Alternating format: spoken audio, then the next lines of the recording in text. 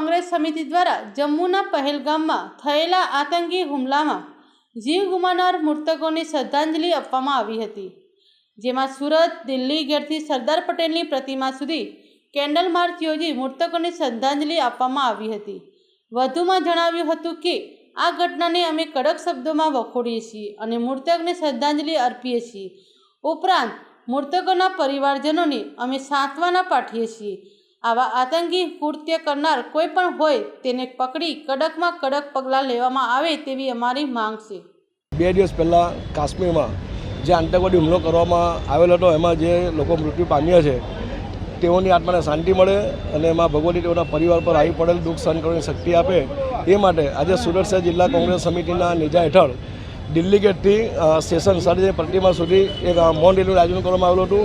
અને અહીં અમારું રેલી કાઢવાનું મુખ્ય કારણ એ જ હતું કે દેશના ગૃહ રાજ્યમંત્રી પોતાની જાતને છોટા સરદાર સમજે છે, ત્યારે અમે સરદારજીને પ્રાર્થના કરી છે કે તમારું જે સીનું કાળજું હતું એવું જ કાળજું દેશના ગૃહમંત્રીને આપે, કે ખાલી માત્ર વાતો નહીં કરે. ભૂતકાળમાં કહેતા કે એક માત્ર બદલે 10 માટે લઈને આવશો.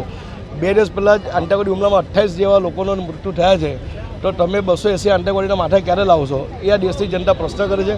આ કોઈ રાજકારણનો મુદ્દો નથી, પરંતુ જે રીતે વારંવાર આ દેશ પર આતંકવાદી હુમલા કરવામાં આવે છે, ત્યારે માત્ર વાતો નહીં, તમે તાત્કાલિક પગલાં લો, એવી અમારી સરકાર પાસે લાગણી અને માગણી છે. બ્યુરો રિપોર્ટ, ઇનાયત મંસૂરી, સુરત.